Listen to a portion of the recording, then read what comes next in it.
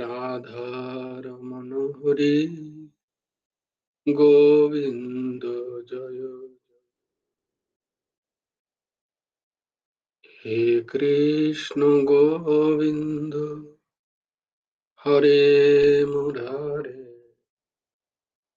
হে নাথ নারায়ণ বাসুদেব।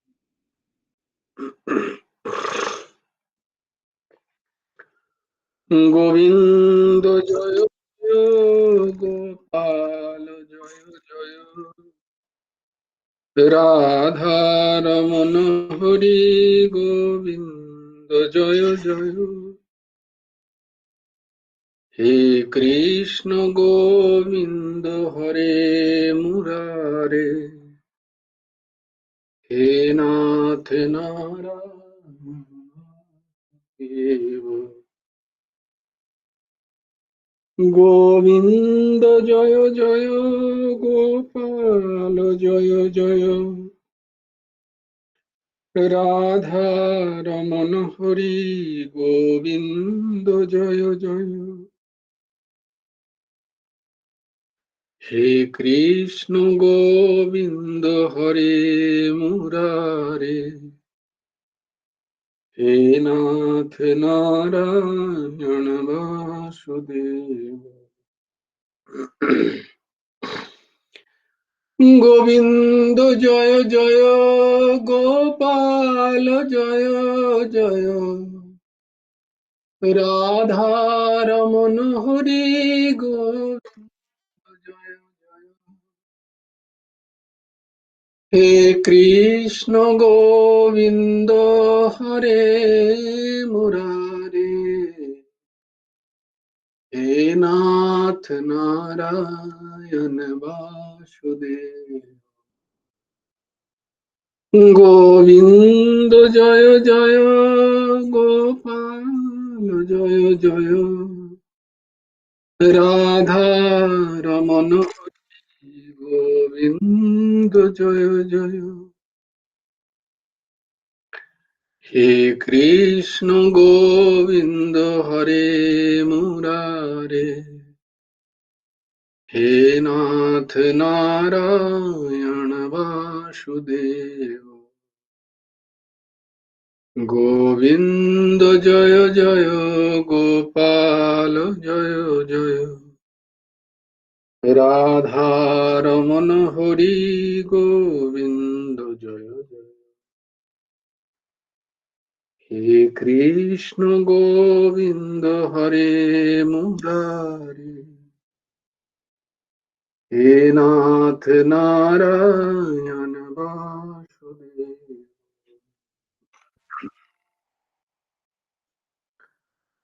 গুরুর্ব্রহ্মা গুরুর্বিষ্ণু গুরুর্দেব মহেশ্বর, গুরুর সাক্ষাৎ পরব্রহ্ম তস্मै শ্রী গুরবে নমঃ।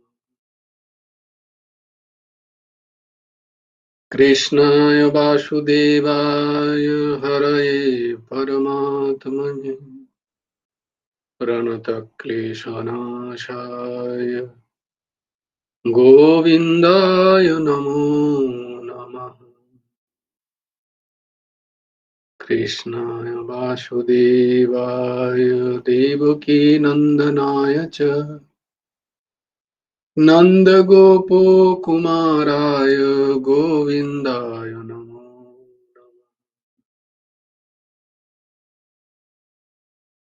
বসুদেবং সুতং দেবং কংসচাণূরমর্দনম, দেবকী পরমানন্দম কৃষ্ণং বন্দে জগদ্গুরুম। নবকুমার চতুষ্পটির আরেকটা অধ্যায়ে তোমাদেরকে স্বাগত।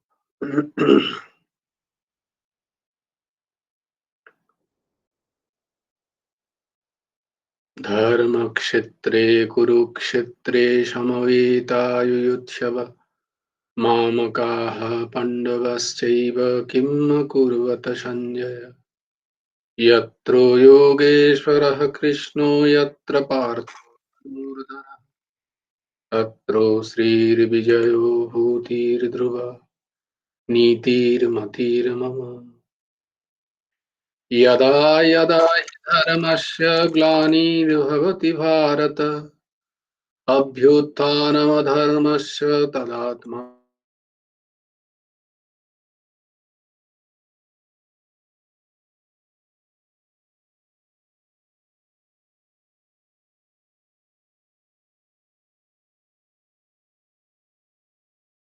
परित्राणाय साधूनां विनाशाय च दुष्कृताम् धर्म संस्थापनार्थाय संभवामि युगे युगे। कर्मण्येवाधिकारस्ते मा फलेषु कदाचन मा कर्मफलहेतुर्भूः मा ते सङ्गस्तु कर्मणि योगस्थः कुरु कर्माणि सङ्गं त्यक्त्वा धनञ्जय सिद्ध्या सिद्धौ समो भूत्वा समत्वं योग उच्यते विहाय कामान्यः सर्वान् पुमंश्चरति निःस्पृहः निर्ममो निरहङ्कार स शान्तिम् अधिगच्छति तमेव शरणं गच्छ सर्वभावेन भारत तत्प्रसादात् परां शान्तिं स्थानं प्राप्स्यसि शाश्वतम् तद्विद्धि प्रणिपातेन परिप्रश्नेन सेवया उपदेक्षन्ति ते ज्ञानं ज्ञानिनः तत्त्वदर्शिनः श्रद्धावान् लभते ज्ञानं तत्परः संयतीन्द्रियः ज्ञानं लब्धा परां शान्तिमचिरेणाधिगच्छति कर्पणदोषोऽपहतो स्वभावः पृच्छामि त्वं धर्मसम्मुढचेताः यस्येषन्निश्चितं ब्रूहि तन्मे शिष्यस्तेऽहं शाधि मां त्वां प्रपन्नम् सर्वधर्मान् परित्यज्य मामेकं शरणं व्रज अहं त्वां सर्वपापेभ्यो मोक्षयिष्यामि मा शुचः चञ्चलं हि मनः कृष्ण प्रमाथै बलवदृढम् तस्याहं निग्रहं मन्ये वायुरिव सुदुष्करम् असंशयं महाबाहो मनो दुर्निग्रहं चलम् अभ्यासेन तु कौन्तेय वैराग्येण च गृह्यते पत्रं पुष्पं फलं तोयं यो मे भक्ता प्रयच्छति तदहं भक्तुप्रयतम् अस्नामि प्रयतात्मनः यत् करोषि यदश्नासि यज्जुहोषि ददासि यत् यत् तपस्यासि कौन्तेय तत् कुरुष्व मदार्पणम्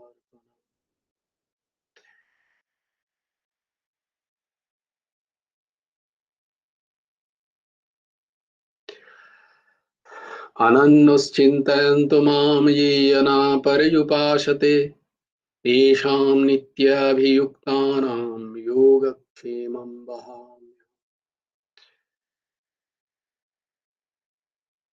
अपि चेत् सुधुराचार भजश मां भजते मामनन्यभाक् साधुरेव समन्त्यव्य सम्यग् ব্যবসিত ঈশা।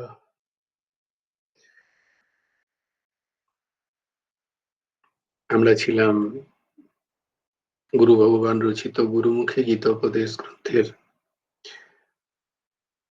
৭৮ নম্বর অনুচ্ছেদ আমরা দেখেছি ভগবানকে সর্বাত্মক রূপে না জানা।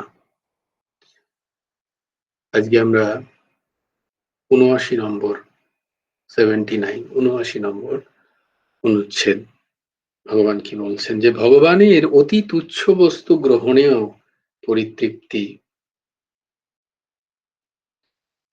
পত্রম পুষ্পম ফলম তোয়ম ইয়ো মে ভক্তা প্রয়চ্ছতি তদহং ভক্ত প্রহিতম আসনামি প্রয়তাত্মনঃ। এখানে দুটো জিনিস খুব ইম্পর্টেন্ট। তুচ্ছ তো বস্তু ঠিকই, কিন্তু কে দিলে গ্রহণ করবেন? ভক্তা এবং প্রহেতাত্মনা, প্রযত্ন সহকারে তিনি পত্র, পুষ্প, ফল, জল যাই দাও না কেন সেটি তিনি গ্রহণ করেন। অন্য দেবতার আরাধনা ত্যাগ করে অনায়াসকর অথচ বহু ফলদায়ী ভগবানের আরাধনা করাই ভালো।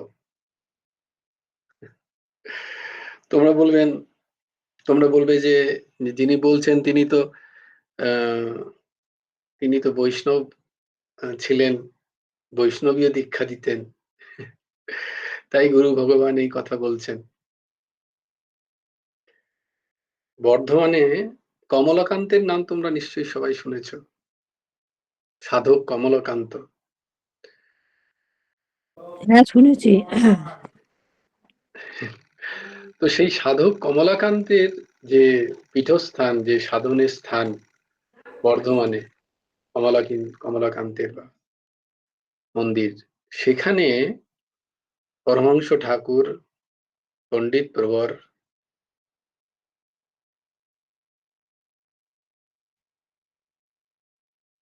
অশেষ অশেষ শাস্ত্রের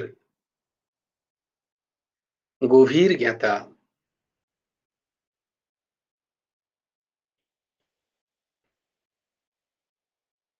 তিনি সেখানে তন্ত্রধারক হয়েছিলেন প্রায় 7 বছর।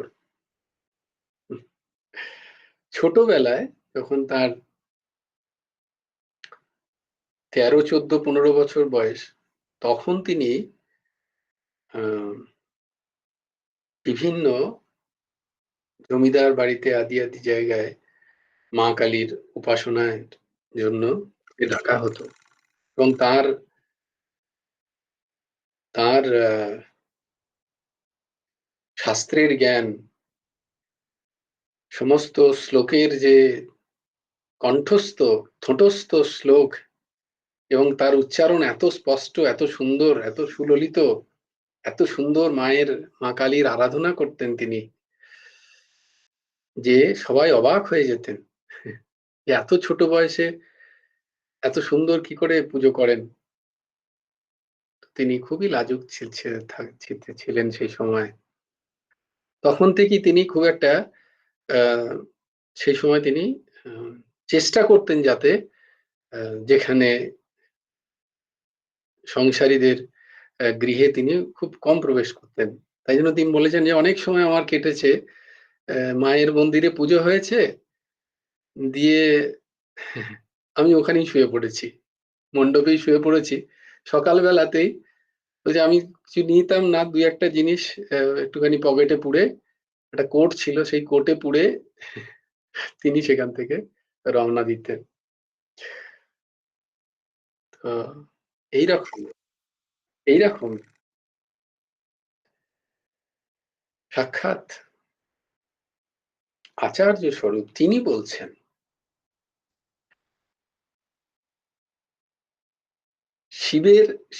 শিবলিঙ্গ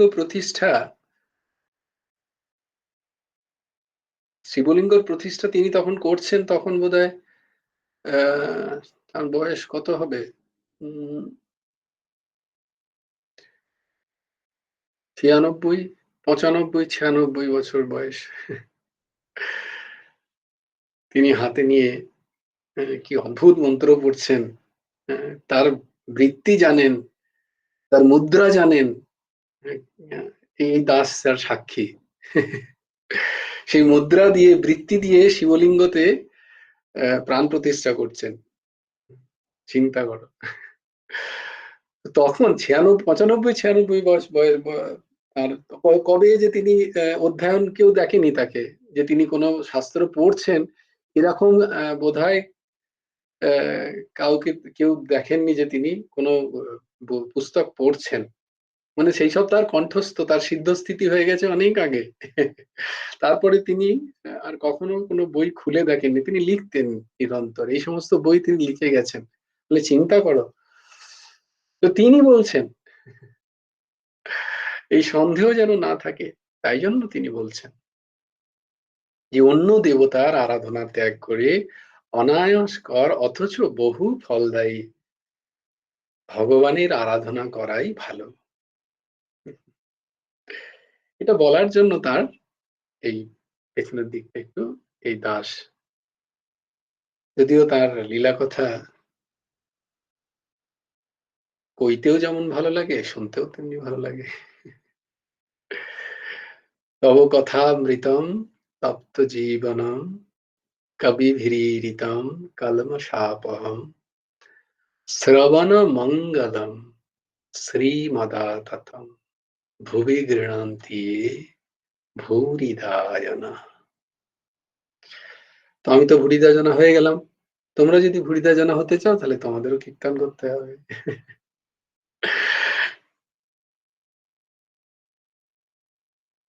কারণ শ্রী ভগবান তাহার ভক্তের দেহ, পত্র, পুষ্প, ফল, জল অথবা অন্য যে কোনো অতি তুচ্ছ বস্তুও প্রীতি সহকারে গ্রহণ করেন এবং পরিতৃপ্ত হন। শ্রী ভগবান অন্য দেবতার ন্যায় বহুমূল্য দ্রব্য উপহার চান না। ভক্তিভাবে তাকে যাই প্রদত্ত হোক তাতেই তাঁর সন্তোষ লাভ হয়। বিদুরের খুদ, শবরীর উচ্ছিষ্ট ফল, সুদামার পৃথক তণ্ডুলি তার প্রমাণ। আমরা তো এই কথাগুলো তো সবাই আমরা জানি যে বিদুরের খুদ খেয়ে তিনি কত প্রসন্ন। খুদ কি, তিনি তো কলার খোসা খেয়ে প্রসন্ন। শবরীর উচ্ছিষ্ট ফল খেয়েছিলেন। শবরী যে এক তথাকথিত চণ্ডাল জাতির কন্যা, ভগবান তার উচ্ছিষ্ট ফল খাচ্ছেন। সুদামার পৃথক তুণ্ডল,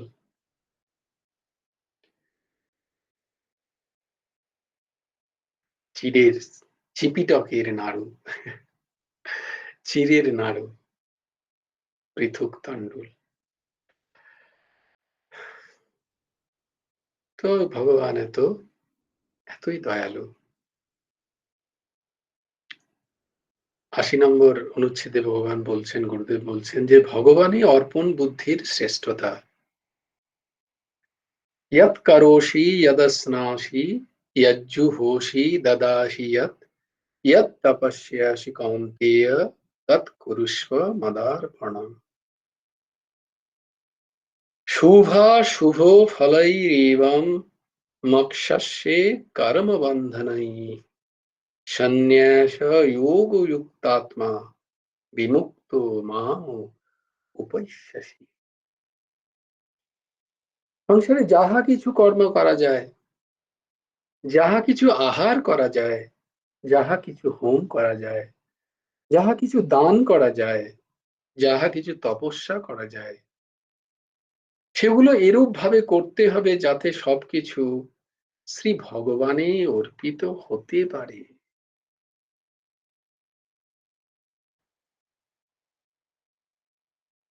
কথাটা কত সোজা মনে হচ্ছে কিন্তু কত গভীর। তাহলে আমাদের সেই বিবেক থাকা দরকার যে ভগবানে কি অর্পিত হতে পারে, আগে সেই বিবেক থাকা দরকার। যা ভগবানে অর্পিত হতে পারে না, ভগবানের ভোগে যা অর্পণ করা যায় না, তা আমাদেরও গ্রহণযোগ্য নয়। গুরুদেব ভগবান এইটা বোঝাতে চাইছেন প্রকারান্তরে। তাহলে তিনি অন্যভাবে বলতে পারতেন। হ্যাঁ বলো, অর্ঘ্য বাবা বলো। এটা ভোগ মানে কি শুধু মানে খাবার দাবারের প্রসাদ, না অন্য কিছু মানে সবকিছু, সবকিছু। আগেই তোমাদের বলেছি যদস্নাসিতে সবকিছু চলে আসে। যদস্নাসি মানে শুধু খাবারের, খাবার মানে আহার। এখানে অস্নাসি মানে হচ্ছে আহার। আহার তো সমস্ত ইন্দ্রিয়ের আহার, শুধু জিহ্বারই আহার নয়।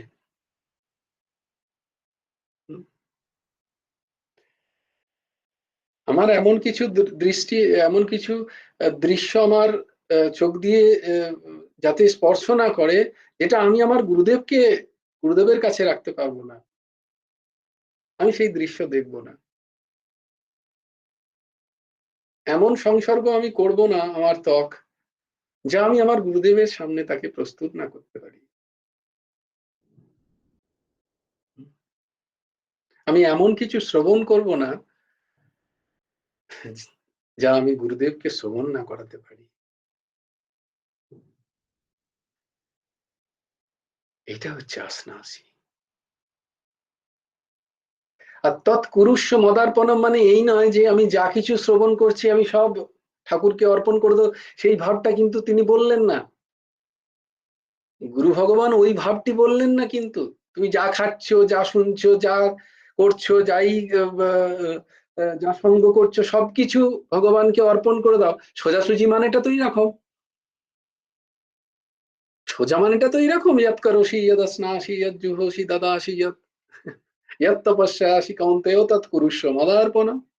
যা কিছু করছো সব ভগবানকে দান করো। সোজা সাপটা মানেটা তো এরকম। কিন্তু দেখো গুরু ভগবান কোন দিকে আমাদের দৃষ্টি দিচ্ছেন, বলছেন না,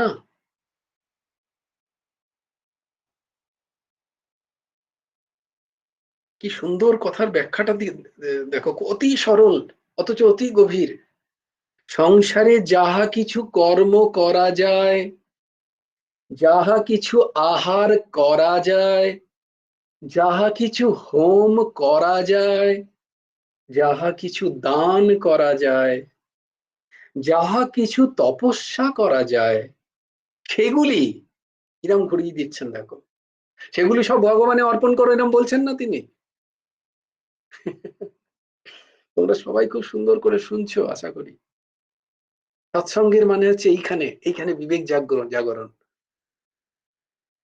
আমি যা কিছু আমার ইচ্ছা মতো করছি, আমার মনোমতো করছি, মনমুখী আমার যা কিছু আমি ভোগ করছি, দিয়ে আমি বলবো ভগবানকে অর্পণ করে দিলাম, এটা কিন্তু বলছেন না তিনি। সেগুলো এরূপ ভাবে করিতে হইবে, এরূপ ভাবে করিতে হইবে, যাহাতে সবকিছু শ্রী ভগবানে অর্পিত হইতে পারে। কি অদ্ভুত এক একটা অতি সরল একটা কথা, কিন্তু অতি অতি অতি বিবেক উদ্রেককারী। এই নয় যে মনমুখী যা কিছু করলাম, তার শেষকালে আমি বললাম গুরার্পণমস্তু, কারণ আমার বিবেক নেই। গুরুদেব চলবে চলুন, আমার কি। হ্যাঁ, হম, ঊর্ধ্বসীমা বলো। হম,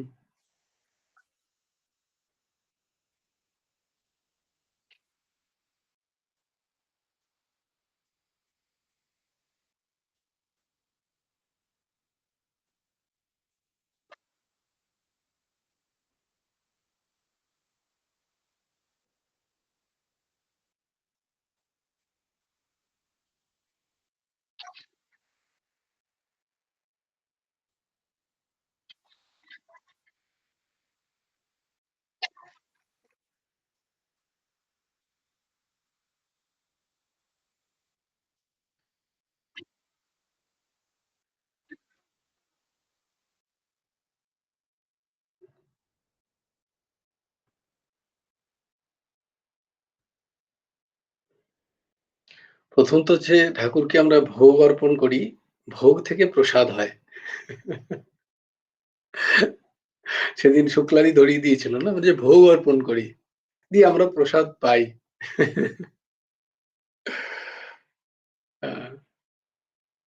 খুব সুন্দর, খুব সুন্দর একটা, খুব সুন্দর প্রশ্ন, খুব সুন্দর দিক।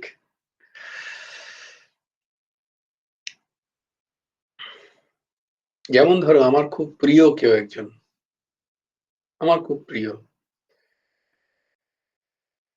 আমার পুত্র হতে পারে, কন্যা হতে পারে, আমার মাতা পিতা ভাই বন্ধু, যে যে কেউ হতে পারে। সে আমার খুব প্রিয়। তো আমরা যখনই কোনো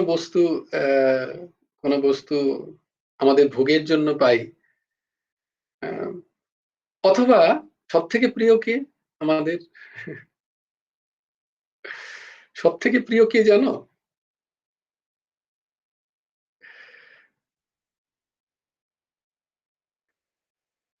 কে সবথেকে প্রিয়? আমাদের মা। আমি নিজে আমি নিজেই নিজের কাছে সবথেকে প্রিয়। বাহ! কে কোন মানে এটা কি দুটো ভাগে ভাগ হয়ে যাবে? কে মাতে সমর্থন করছে আর কে নিজেতে সমর্থন করছে? বলে কি বলো তোমরা মাসি, মাসি ভাইজি মাসি না? মাসি আমার বোনঝিও। হ্যাঁ, মাসি বোনঝি। বলে মাসি বোনঝির মধ্যে লড়াই লাগিয়ে দিলে। মানে যেখানে পারছো দেশলাই লাগিয়ে দিচ্ছ। এটা ঠিক নয়। না, না। তুমি বলেছো আমাদের প্রিয় কে, আমার যেটা মানে ইয়ে লেগেছে সেটাই বললাম। একদম ঠিক বলেছো। দিদি তাই জন্য দিদি মাতৃভাবনা, তাই জন্য দিদির প্রিয়। আর আমাদের 99% মানুষ যারা দিদির মতো এরকম মহৎ নই, তাদের প্রত্যেকের আচ্ছা, প্রিয় বলো। হচ্ছে নিজ আত্মা, নিজ প্রিয়। হুম। আপনি বাঁচলে বাপের নাম, এটা একদম হুবহু সত্যি কথা। আমরা যখন অপরের জন্য স্যাক্রিফাইসও করি, তখনও আমাদের আত্মতুষ্টির জন্যই করি। এটা এটা এটা এটা ফিলোসফিক্যাল ব্যাপার একটা। এটা একটা দর্শন এবং এটা শাস্ত্রও স্বীকার করে। গুরু ভগবানও লিখেছেন যে কেউ কারুর নিঃস্বার্থ সেবা, যতদিন দেহভাব আছে নিঃস্বার্থ সেবা খুব মুশকিল করা হয় না। বলার জন্য বলা ঠিক আছে।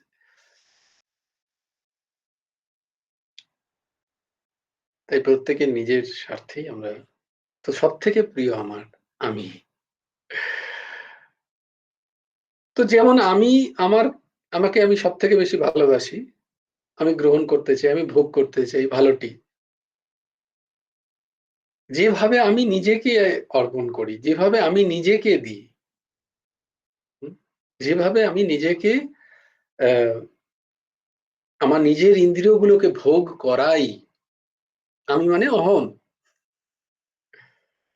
আত্মার মধ্যে তো এসব কিছু নেই। জীবাত্মার মধ্যে আছে। অহমে আছে এগুলো। অহং যেভাবে ভোগ করাতে চায় তার ইন্দ্রিয়গুলোকে, ঠিক সেইভাবে ঠাকুরকে ভোগ দিতে হয়। ঠিক সেইভাবেই ঠাকুরকে অর্পণ করতে হয়। যা কিছু,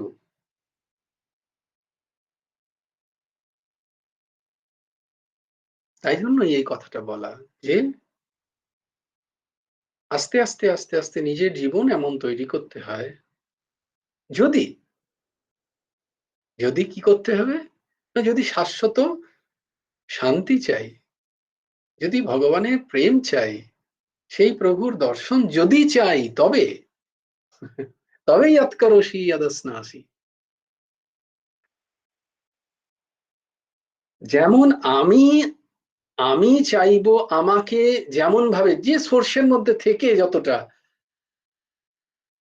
আমার ধরো দুটো অপশন আছে, সেখানে কোনো অধিকার কেউ কেউ বলছে না, সে আমাকে তাড়াচ্ছে না, আমার অপশন আছে, ওটা বিছানায় শোয়া, একটা সুন্দর গদি রাখা আছে, আবার ওই মাটিতেও শুতে পারি। মাটিতে কেন শোবো? আমি বিছানাতে শোবো স্বাভাবিকভাবে। আমায় কেউ বলছে না যে তুমি মাটিতে শো বা বিছানায় শো, সে বিছানাটাও খালি পড়ে আছে, তাহলে তো আমি বিছানাতেই শোবো গিয়ে। তেমনি ভাবে আমার কাছে যদি আমার কাছে যদি বিকল্প থাকে, বিকল্প নেই, আমার জল ছাড়া ভগবানকে দেওয়ার কিছু নেই, আমি জলটুকু দেব। আমার কাছে আমার নিজের কাছেও নেই, আমি কি করে দেবো ভগবানকে? কিন্তু আমার নিজের কাছে একটু ভাত দেওয়ার ক্ষমতা আছে, আমি ভাতটুকু সেদ্ধ করে দিতে পারি না? আমি তো পাচ্ছি, তাহলে আমি কেন দিতে পারি না তাকে? আমি যদি তাকে নিজের মনে করি, তো ভগবান তো আত্মা, যা আমি তার থেকেও কাছের বস্তু, সেটা আমি সৎসঙ্গে শ্রবণ করেছি। আমার বোধ নেই। কিন্তু শ্রবণ করেছি তাই আমি যা কিছু গ্রহণ করি সেই গ্রহণের আগে আমি যদি সেটা সাক্ষাৎ সেটাকে অর্পণ করা যায়, অতি সুন্দর মানসিক অর্পণ আমি করতে পারি। পারি কি পারি না? মানসিক অর্পণ তো করতেই পারি। কিন্তু হ্যাঁ, ওই বিবেক থাকা দরকার যে ভগবানের কাছে কোনটা গ্রাহ্য, ভগবান কি পছন্দ করেন। আমি ন্যাচারালি আমি কি ভাবছি যে আমি কোনটা পছন্দ করি, তাই না? এখন কেউ ধরো আমি আমি যেমন ঝাল খেতে পছন্দ করি না, মিষ্টি খেতে পছন্দ করি। তো তোমার বাড়িতে গেলাম, তুমি আমাকে জানো যে ঝাল খেতে পছন্দ করে না, কিন্তু ঝাল ঝাল তরকারি তোমার ভালো লাগে বলে তুমি আমাকে দিয়ে দিলে, মিষ্টি দিলেই না। এবার আমি কি করলাম, হু হা করতে করতে কোনো রকমে একটু আধটু খেলাম। তাহলে তুমি কিন্তু দারুণ খেলে, তাতে এর কি লাভ হলো? সেটা কি আমি জানি না যে সামনের মানুষটা খেতে পারে না, কিন্তু সামনের মানুষটার, সামনের ব্যক্তির সুখ, সুখের কথা চিন্তা করে, নিজের ইন্দ্রিয়ের সুখের কথা চিন্তা করে নয়, সামনে আমি যাকে অর্পণ করছি যে ভোগ যা কিছু, তার সুখের কথা, তার প্রসন্নতার কথা ভেবে আমি যদি বস্তু অর্পণ করি, তার প্রসন্নতার কখন কখন ভাববো আমি? যখন তার প্রতি আমার শ্রদ্ধা হবে। তার প্রতি আমার শ্রদ্ধা নেই, আমি জানবোই না তার কি পছন্দ অপছন্দ, আমার প্রয়োজন নেই, খেলি খেলি না খেলি না খেলি, নিলি নিলি না নিলি না নিলি আমার কি যায় আছে। নিলে না ভালো, না নিলে আরো ভালো। তো না, না, এটা সেবা নয়, এটা দেওয়াই নয়। আমি তো দিইনি তাকে, কিছু দিতেই চাইনি।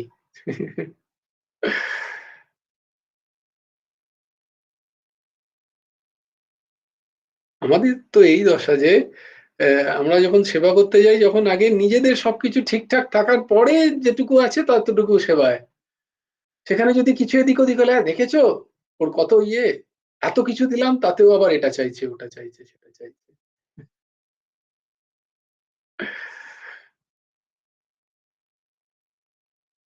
তো সামনের জনের প্রসন্নতা, সেবা মানে প্রসন্নতা।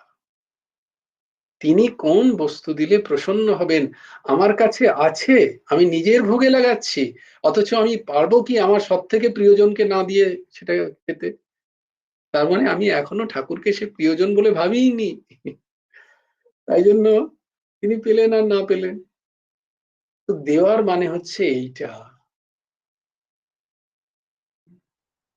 দেওয়ার মানে হচ্ছে হে প্রভু এই সবটুকু তোমার। এবার যদি প্রভু সবটুকু নিয়ে নেন, সেখানে যেন আমার বোধ না থাকে যে প্রভু তোমাকে দিলাম আর তুমি নিয়ে নিলে। সেখান থেকে প্রাপ্তির আশা মানে আমি ঠাকুরকে দিইনি, এইটাকে দেওয়া বলে। দেওয়া মানে সবটুকু তাকে দিয়ে দেওয়া। ওই যে সেদিনের উদাহরণ হচ্ছিল না,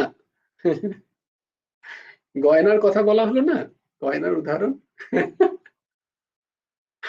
ওটা আমরা দিইনি তো ঠাকুরকে।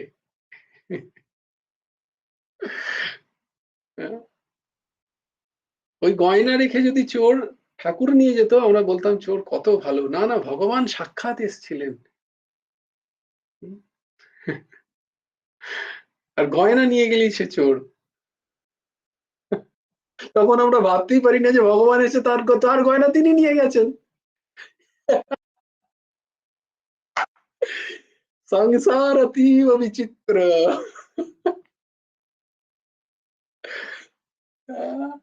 ওকে, খুব মুশকিল এগুলো, এগুলো কখন জাগবে? এগুলো এই সৎসঙ্গে বিবেক জাগে, এই বিবেক সৎসঙ্গে জাগে।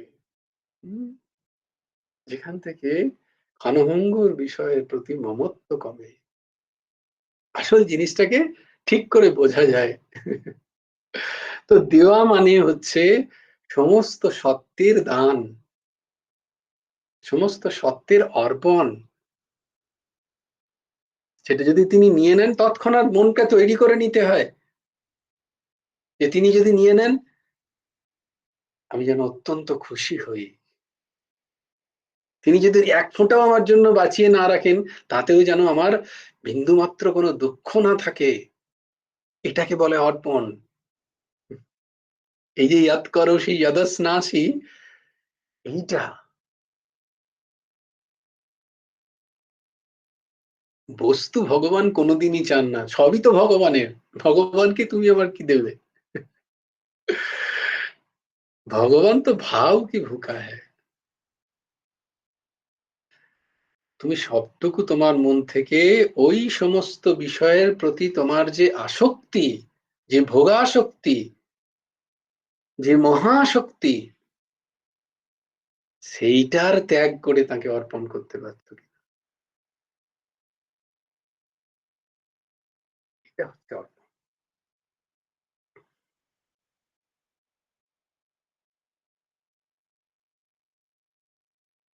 কিন্তু সেগুলো অর্পণ করার আগে ভগবানের কাছে সেটা গ্রহণযোগ্য কিনা সেটা আমাদের দেখে নেওয়া দরকার। সেই বিবেক বোধ আমাদের থাকা উচিত,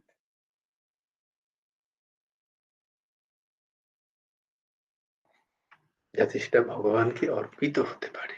এইরূপ ঈশ্বর অর্পণ বুদ্ধি নিয়ে কর্ম করতে করতে কর্মের শুভ এবং অশুভ ফলে আর যুক্ত হতে হয় না। বলে কেন করব এটা আমি? এই যে তুমি করতে বলছো, এটা আমি করব কেন?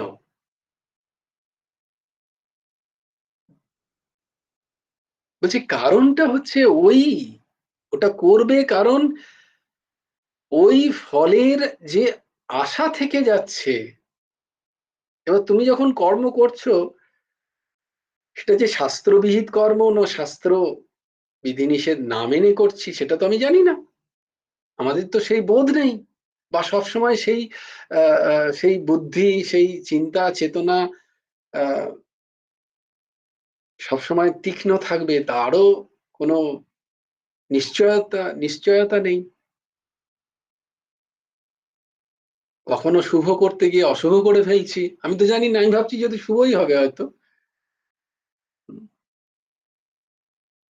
কিন্তু অশুভ হয়ে গেল। যেমন বাচ্চা ছেলে ধরো কাঁদছে, সে বলতে পারে না সে খিদের জন্য কাঁদছে না পেট ভর্তির জন্য, পেটের যন্ত্রণায় কাঁদছে, আমি বুঝবো কি করে? আমি তাকে দিলাম আরো 2-4 গাবল খাইয়ে, সে আরো কাঁদছে, এবার নিয়ে বোঝো ঠেলা। করতে গেলাম শুভ, মা কি অশুভ করতে যাবে কখনো বাচ্চা? তা নয়। 1 সেকেন্ড দাঁড়াও, একটু ডাকছে।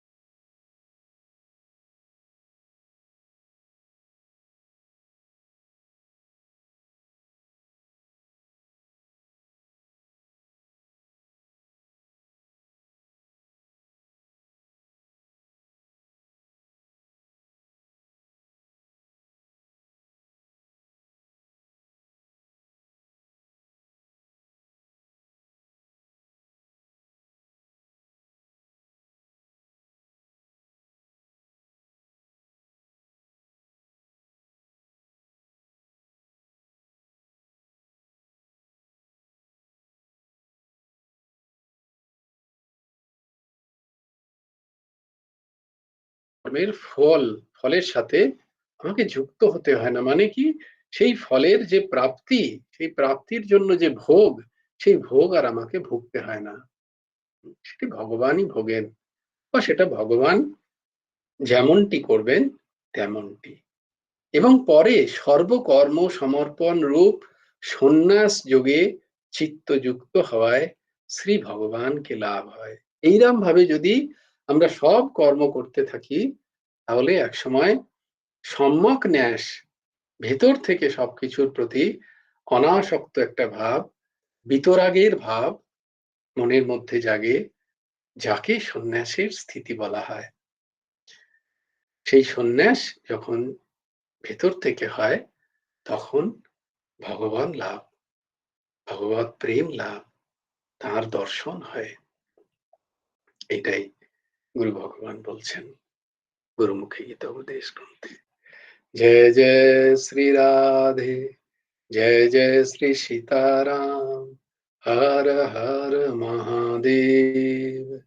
भज गुरु हेमंत देव राधे श्याम, जप हरे कृष्ण हरे राम।